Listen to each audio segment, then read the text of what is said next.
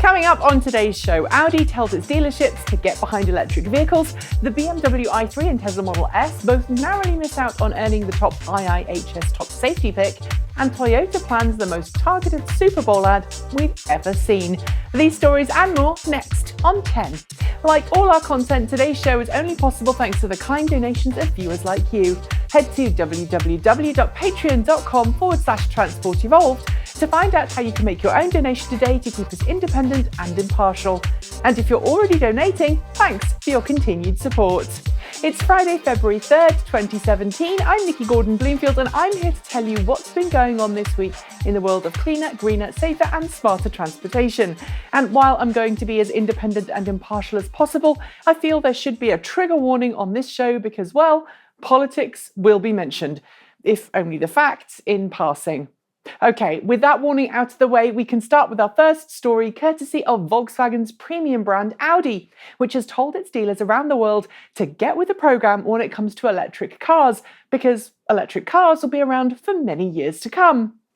Audi, which already sells the Audi A3 e-tron plug-in hybrid in many markets and is poised to introduce the all-electric long-range Audi e-tron crossover SUV to market in the next 2 years, plans to introduce several all-electric models across its range before 2020, and as such wants to make sure its dealers are on board.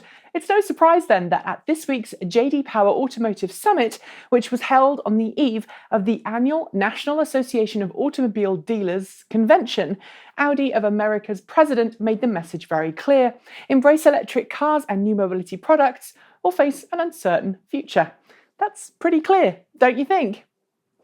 As we mentioned in last week's show, since before the inauguration of President Trump, Tesla CEO Elon Musk has been one of a number of successful entrepreneurs and business people regularly meeting at the White House to offer advice and guidance to the new president.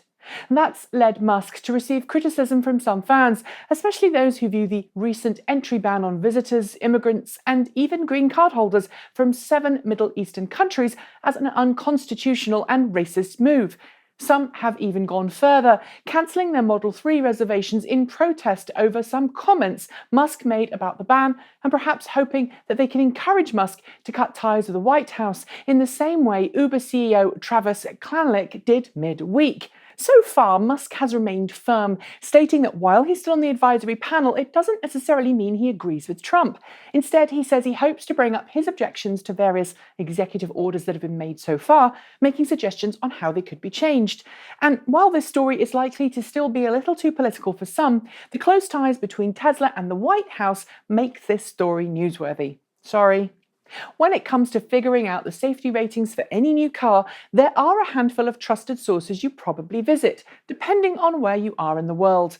Europe has the Euro NCAP, for example, while the US has the National Highway Traffic Safety Administration and the fully independent Insurance Institute for Highway Safety, the latter of which likes to award top safety picks to cars that both ace its suite of automotive crash tests and feature a plethora of onboard tech to keep drivers and passengers safe.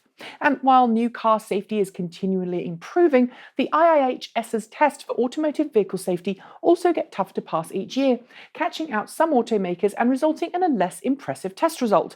Which is, I think, how both the 2017 Tesla Model S and 2017 BMW i3 both failed to earn the coveted Top Pick award this year, drawing criticism respectively for their performance in the small overlap tests and whiplash protection in rear impact tests. Importantly, though, both automakers are working on improving vehicle safety performance, and Tesla says it's already implemented a production change to improve performance in the tests it did less well in this time. In response, the IIHS has already said it will test the Model S again, so watch this space. From crash testing now to fully autonomous vehicles, and the news that Alphabet's Waymo program, previously known as the Google Self-Driving Car Project, has made some impressive improvements in its autonomous vehicle capabilities in the past year. That's according to the official California Department of Motor Vehicle annual summary of the Autonomous Vehicle Driver Disengagement Reports, which tracks the number of times a human has been forced to intervene in the operation of an autonomous car operating in autonomous mode on the streets of California.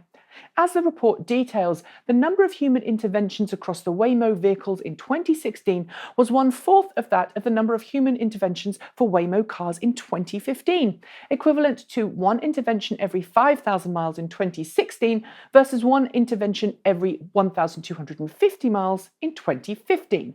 And that's some impressive improvement, especially given Waymo fleet has covered more than 600,000 miles on California's roads in that time. Well done, guys! We're back to Tesla for the next story, which completed all the necessary paperwork this week to officially change its name from Tesla Motors to just plain old Tesla. The name change, officially made earlier this week, marks the transition of Tesla from an automaker to a vertical energy company and closes a chapter on Tesla's history, which saw it go through some massive expansion, launch 3 electric cars and preview a 4th, and acquire California photovoltaic solar panel company SolarCity. So here's to the new Tesla, and congratulations on a successful delivery. Marriage? Either way, mazel tov. It may have only been on sale for just over a month, but General Motors' brand new electric car, the Chevrolet Bolt EV, is already setting some pretty impressive sales figures in its launch markets of California and Oregon. As official sales data released by GM at the end of January show, the Chevrolet Bolt EV sold a total of 1,162 cars, bringing its 6 weeks since launch sales total to 1,741 cars. Not only does this mean that the Bolt EV could easily punch through 10,000 examples in its first 6 months, maybe less, but it's also far better than the sales of any other affordable electric car at launch. And that proves 2 things. First, people will pay for an electric car that will meet the needs with more than 200 miles of range per charge. And 2, people will buy a GM. Nice one. A company not having quite as good a time of it right now is Faraday Future, which, following the flashy FF91 reveal event earlier this month in Las Vegas, Nevada, has quietly changed plans for its first automotive production facility.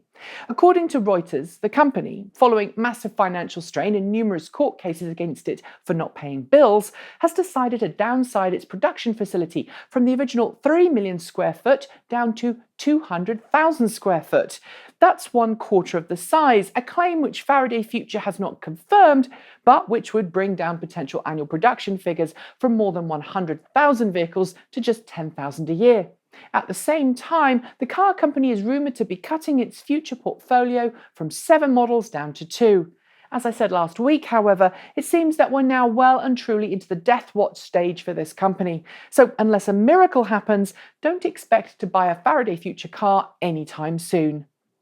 2 companies with a little more optimism for the future of manufacturing are GM and Honda, which confirmed this week that they will be working together to build a new hydrogen fuel cell stack production facility at GM's existing lithium-ion manufacturing facility in Brownston, Michigan. The 2 firms, which have been working together on hydrogen fuel cell technology now for more than 4 years, have amassed an impressive number of patents surrounding hydrogen fuel cell technology, and now say that they're ready to use those patents to bring affordable hydrogen fuel cell vehicles to market. Their joint investment, worth $85 million, isn't as large as GM's battery investment has been in recent years, but should see production hydrogen fuel cells rolling off the production line in just under 4 years' time. Will it lead to production fuel cell cars?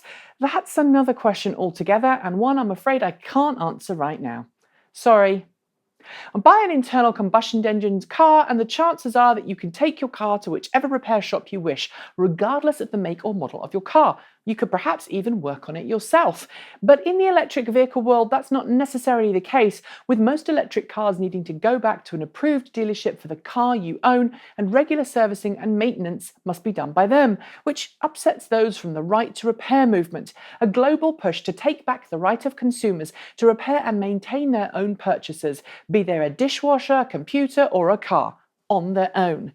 And as our friends at Electrek reported this week, Tesla, one of the worst offenders when it comes to restricting service parts and information to owners who don't want to use its service centres, is considering its own right to repair program that will perhaps make it possible for enthusiastic wrench-turning owners to repair or service their own cars without having to shell out thousands at the local Tesla service centre. Sadly, this is a developing story, so there's not much more to share right now. However, we do know that it will most likely be based on the scheme operating in Massachusetts, the only state in the US where Tesla must, by law, make it easy for Tesla owners to work on their own cars. So watch this space and I'll bring you more information as I have it. We may now be more than 16 months after the original Dieselgate scandal, but believe it or not, we're still hearing about the various compensation packages that are due hundreds of thousands of owners of diesel-engined cars around the world. So far, we've seen Volkswagen pay out more than $20 billion in the US alone, as well as a similarly large figure in other parts of the world, for building certain model year diesel cars with so-called cheat devices designed to cheat in emissions tests while emitting more than 40 times the legal nitrogen oxide limits at other times. Well, now it appears Tier 1 automotive parts supplier Bosch is about to make its own payout to owners of affected vehicles. Bosch, which not only supplied Volkswagen with the engine control hardware, but also wrote the software that Volkswagen ultimately used to cheat emissions tests, has been forced by US courts to pay out $327.5 million in compensation to owners of affected cars in the US, or between $350 and $1,500 per vehicle. And since this story rumbles on, I've given up on calling it over because every time I do, something else comes along. The Toyota Mirai hydrogen fuel cell sedan might be a particularly difficult car to get hold of, given its limited production and even more limited availability. But that doesn't mean that Toyota is going to pass up on the chance to take advantage of the most valuable ad spend of the year to show how green it is as an automaker. Yes, I am, of course, talking about this weekend's upcoming Super Bowl 51, in which companies from around the world throw literally billions of dollars at TV companies in the hope that they can leverage the massive television audience to carry out some good old-fashioned TV advertising.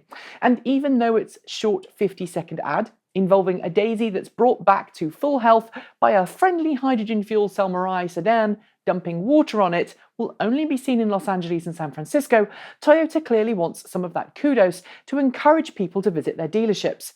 Do they want everyone to drive hydrogen? Well, not now, not likely. This is a halo car to get people into SUVs, pickups, and whatever else Toyota has on offer. But if you're in either of those two markets, do keep your eyes peeled for the ad this coming Sunday.